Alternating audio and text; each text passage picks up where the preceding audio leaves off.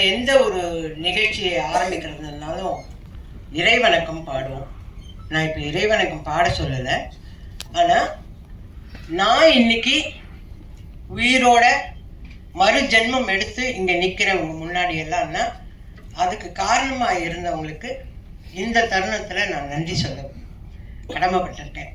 ஏன்னா இன்னைக்கு எனக்கு தெரிஞ்ச நிறைய மீடியா பீப்புள் எல்லாம் வந்திருக்கீங்க. உங்கள் எல்லாருக்கும் தெரியணுங்கிறதுக்காக தான் நான் இதை சொல்கிறேன். எனக்கு மறு ஜென்மம் கொடுத்தது ராஜ்குமார் சேதுபதி, ஸ்ரீபிரியா, சுஹாசினி, மணிரத்னம் சார், கார்த்திக் தம்பி, Suriya, Rajini sir, Kamal sir, ACS Shanmugam, Sarathkumar sir, Radhika. இவங்க அத்தனை பேரும் பல லட்சங்களை, 1-2 இல்லை, பல லட்சங்களை போட்டு எனக்கு மறு ஜென்மம் கொடுத்துருக்காங்க. அவங்க மறு ஜென்மம் கொடுத்தனால தான் இன்னைக்கு நான் உங்க முன்னாடி நின்று பேசுறேன். அவங்களுக்கு இந்த தருணத்துல நான் நன்றி தெரிவிச்சேன்.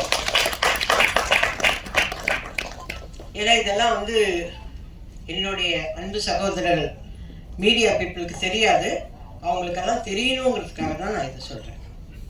அதே மாதிரி இப்போ கான்சிட்டி 25வது நாள். நான் நடிக்க வந்த காலத்துல 25 வாரம், 50 வாரம், 260 நாள், 365 நாள், இப்படி படங்கள்லாம் போச்சு. அப்போதான் எங்களுக்கு கூப்பிட்டு ஷீல்டெல்லாம் கொடுப்பாங்க. அது இருக்கு நிறைய. இப்போ 25வது நாள். இந்த 25வது நாள் வர்றதுக்கு காரணமே நீங்க எல்லாரும் தான். உங்க எல்லாருக்கும் தான் நான் நன்றி சொல்லணும். நானே நிறைய யூடியூப் எல்லாம் பார்க்க மாட்டேன். இதை பார்க்கும் போது இங்க வந்தவர் ட்ரெய்லர் ரிலீஸ் ஆன அன்னைக்கு வந்த ஒரு யூடியூப்காரர் சொல்றாரு, நான் பார்த்தேன், அது நல்லா இருந்தா படத்துக்கு போவோம், இல்லைன்னா வேண்டான்னு இருந்தேன். ஆனால் படத்துக்கு போய் உட்காந்துட்டு வெளியிலே வர முடியல. அந்த அளவுக்கு அது அவ்வளோ இன்ட்ரெஸ்டிங்காக இருந்தது. அந்த படம் ரொம்ப சூப்பராக பண்ணியிருந்தாங்க அப்படின்னாங்க. நிறைய பேர் சின்ன சின்ன ஆடியன்ஸ் எல்லாம் கேட்குறாங்க. இவங்க எல்லாருமே ஐயோ ரொம்ப நல்லா இருக்குங்க, ரொம்ப நல்லா இருக்குங்க. நாங்கள் நிறைய வருஷத்துக்கு அப்புறம், நிறைய வருஷம், அதாவது அருணாச்சலம் இதெல்லாம் முடிஞ்சதுக்கு அப்புறம் வடிவக்கரசியம்மா இதில் நல்லா பண்ணியிருக்காங்க. ஐயோ நான் திருப்பி படிக்கிறேன். ஏதோ மரண பிழப்பு எழுதிச்சு அந்த பிள்ளை அப்படின்னு சொல்லி திருப்பி படிக்கிறேன். அந்த மாதிரி அவ்வளோ சந்தோஷமா இருந்தது. சரிங்க, ஒருத்தர் நல்லா நடிச்சாங்க. இதை கேட்டுறேன், கோச்சுக்காதீங்க யாரும்.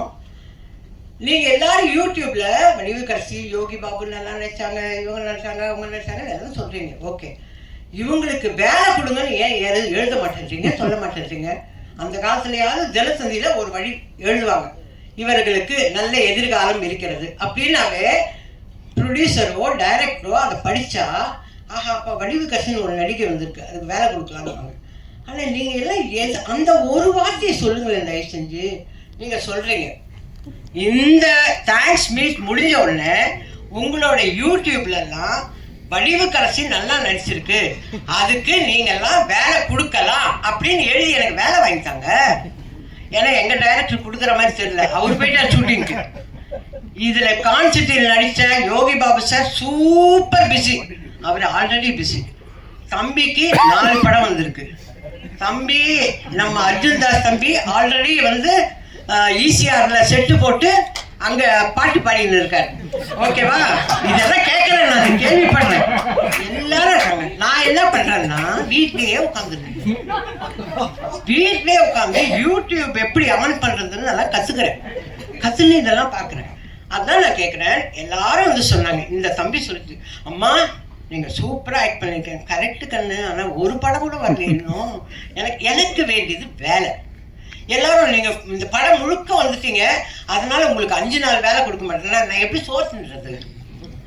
5 நாள் வேலை கொடுக்க மாட்டேன், 3 நாள் வேலை கொடு. இந்த ஈபியை கேட்டா, அம்மா நீங்க 10 வருஷம் அக்ரிமெண்ட்ல இருக்கேன். என்ன அக்ரிமெண்ட்?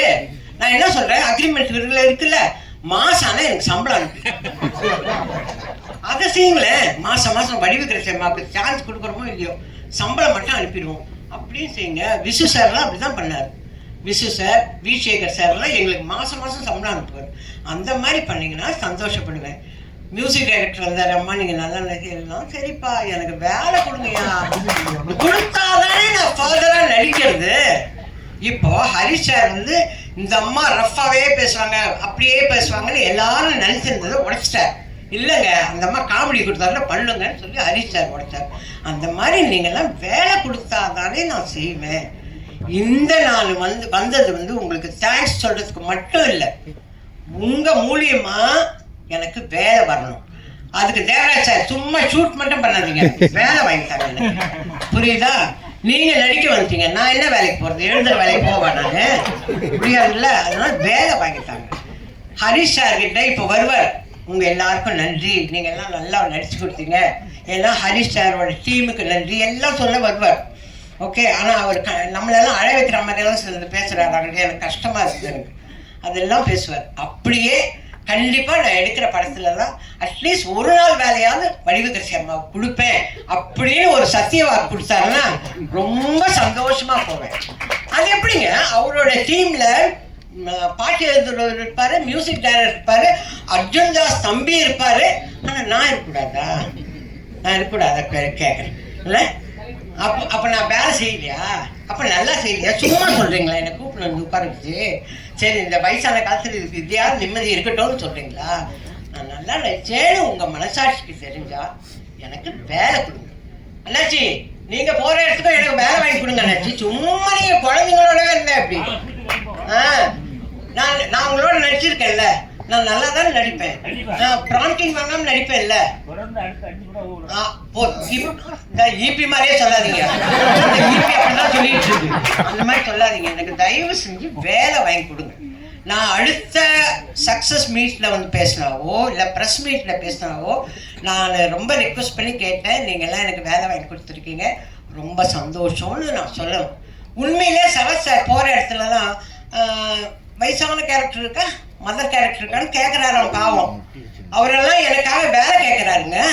ஸ்ரீபிரியா வேல்ஸ், அந்த ஐஸ்வரி வேலன் அவங்க பிள்ளைகிட்ட வேலை கேட்குறாங்க, வடிவுக்கரசி அம்மாவுக்கு ஏதாவது கேரக்டர் இருந்தால் சொல்லுங்கன்னு.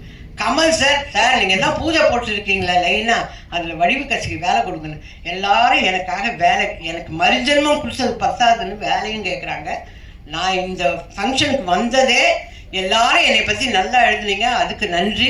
இந்த படத்தை 25 நாள் சக்ஸஸ்ஃபுல்லாக கொண்டாந்தீங்க, அதுக்கு நன்றி. மேலும் மேலும் எனக்கு வேலை வாங்கி கொடுக்க போறீங்க, அதுக்கும் நன்றி. கொடுங்கன்னெல்லாம் கேட்கல, கொடுக்க தான் போறீங்க, அதுக்கும் நன்றி. அம்மா சீக்கிரமாக முடிச்சிட்டேன், பெல் அடிக்கிறதுக்கு முன்னாடி. ஏன்னா எனக்கு டைரக்டர் பேசுறத நான் பார்க்கணும், நான் போயிடக்கூடாது, நான் பார்க்கணும், என்னதான் சொல்றாரு பார்ப்போம். அண்ணாச்சி நீங்க தான் சாட்சி. நன்றி நன்றி நன்றி நன்றி நன்றி. எல்லாமே தப்பா போகுது. இருந்தாலும் குட் ஈவினிங் எவ்ரிபடி.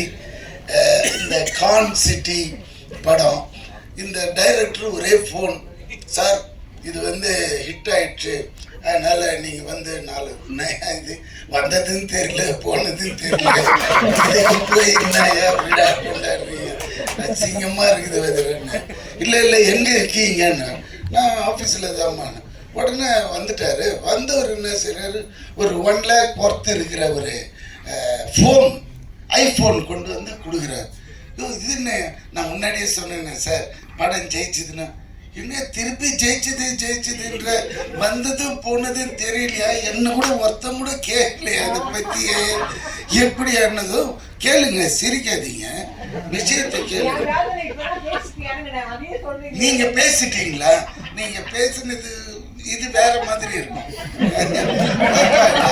இல்ல என்னடா இதுல என்ன விஷயம்னா, அப்ப எடுத்து வைக்கிறாங்க டேபிள்ல கணக்கு, தியேட்டர் இவ்வளோ பண்ணிச்சு, ஓடிடி இவ்வளோ பண்ணிச்சு அப்படின்றது நம்மளுக்கே தலை சுத்திட்டு, என்னடா தெரியாம இந்த படத்தை சின்ன படம்னு சொல்லிட்டேன், ரொம்ப சாரி ஹரிஷ்னு அது இருக்கிறானே.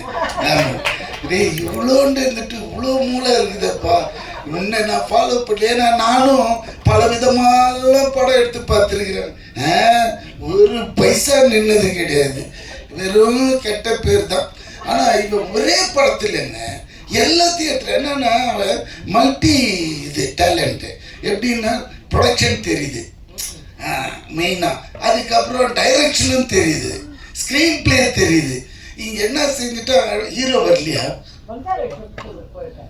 போயிட்டாரு. இல்ல இந்த ஹீரோ வச்சே இந்த ஓட்டு ஓட்டிட்டான்னா இன்னும் பெரிய ஹீரோ யாருன்னா கிடைச்சதுன்னு வச்சுக்கோங்களேன். இதோட ஒரு 5 டைம்ஸ். மக்கள் இன்னைக்கு யாருமே தேட்டருக்கு வர்றதில்லை, எல்லாம் கம்ப்ளைண்ட். அப்படியே வரதா இருந்தாலும் இந்த ப்ளூ சட்டை மாறன்னு நிறுத்திடுவாங்க. அப்படிலாம் போகக்கூடாது. இந்த படத்துல அது இல்லை இது இல்லை, அவன் பட்டன் போடல, வெறும் காட்டிலேயே போய் ஒட்டிட்டானுங்க. இவர் போனாருன்னு தான் தெரியும். நான் அவரை குற்றம் சொல்ல, அவரோட சுபாவம், அவர் அதுக்காக படைக்கப்பட்டவர். அதனால அது தப்பே இல்லை. நான் என்ன சொல்றேன்னா, நம்ம படம் எடுக்கிறதுக்கு முன்னாடியே அவர்கிட்ட வந்து கதையை சொல்லி, ஐயா இது ஓடுமா எப்படி அண்ணாச்சி அப்படி கேட்டுட்டோன்னு வச்சுக்கோங்களேன், அவரோட அப்ரூவல் வாங்கிட்டு போன மாதிரி பேசவே முடியாதுங்களே. புரியுதுங்களா? அப்புறம் இன்னொரு விஷயம் சொல்றேன். கலெக்ஷன் 23 ஜனநாயகன் ரிலீஸ், நம்ம முதல்வரோட படம். அந்த படம் ஆல்ரெடி லீக் ஆயிடுச்சு. ஆனாலும் அவரோட டை-ஹார்ட் ஃபேனுங்க எனக்கு டைரக்டா சொல்றாங்க, பார்க்கல, நாங்க தியேட்டர்ல தான் பார்ப்போம் அப்படின்றாங்க. எனக்கு அதை கேட்டதுன்னா ஆட்டம் ஆடிட்டேன். அதாவது பாக்குறானுங்க யாரு, இந்த அம்மா அப்பா சம்பாதிச்சு வச்சு தின்னுங்கிறானுங்களே வீட்டுல, அவனுங்க தான் ஓப்பன் பண்ணி நோண்டி பாக்குறானே தவிர்த்து உண்மையான ஒரு ரசிகன் அவன் இன்னும் வெயிட் பண்றான் என்னைக்கு தியேட்டர்ல வரும் படம்ன்றது. அநேகமா ப்ளூ சட்டையும் பார்த்துருக்கோம். சொல்லுங்களேன். அதனால இது இப்படி போற காலகட்டத்துல இந்த கலெக்ஷன் பண்ணதுன்னு இவன் சொன்ன பிறகுதான் இது தெரியுது. இவ்வளவு பெரிய கான்சிட்டியா, இவ்வளவு கலெக்ஷனா. அப்போ என்ன ஆகுதுன்னா, நம்மளுக்கு இந்த மாதிரி படங்கள் எடுக்க ஒரு ஆர்வம் வருது. புரியுதுங்களா? போட்டா, ஆனா அது நம்ம போட்டா வராது, அவன் கை ராசி. நம்ம போட்டா புடிக்கும், அது அவரு போட்டாருன்னா உழும் தாயம். அதுதான் சில கை ராசி இருக்கு. நம்ம அதனால இவ்வளோ கஷ்டப்பட்டு போய் நடிச்சு பண்ணும்போது சந்தோஷமா இருக்குது. கேட்கும்போது இந்த படம் இவ்வளோ பண்ணிச்சா அப்படின்னும் போது, அதனால அதுக்கப்புறம் வேற என்ன சொல்றது, இதுதான் மெயின். நான் அப்புறமா வரக்கூடாதுன்னு இவர் சொன்ன இந்த விஷயம்லாம் கேட்டதும் நம்மளுக்கே ஒரு புல் அடிக்குது இப்போ கூட. அதனால தான் வந்துட்டேன் நான். வேற என்ன தெரியுமா, அடுத்த படம் எப்போ ஆரம்பிக்கிறீங்க? பார்த்தீங்களா? ஏன்னா கிறிஸ்பா பேசி முடிச்சிடணும், வளவளா கொலகொலான்னு இல்லாம இன்னும் நிறைய பேச வேண்டியிருக்கு. ஆனா இந்த சப்ஜெக்டை விட்டு வெளியே போயிடும், அது வேண்டான்னு இதோட என் பேச்சு நிறுத்திட்டு, இந்த உண்மையிலே டைரக்டருக்கும் இதுல வேலை செஞ்ச அனைவருக்கும் என்னோட வாழ்த்துக்கள். Thank you thank you. இந்த வீடியோ உங்களுக்கு பிடிச்சிருந்தா லைக் பண்ணுங்க, கமெண்ட் பண்ணுங்க, ஷேர் பண்ணுங்க, சப்ஸ்கிரைப் பண்ணுங்க.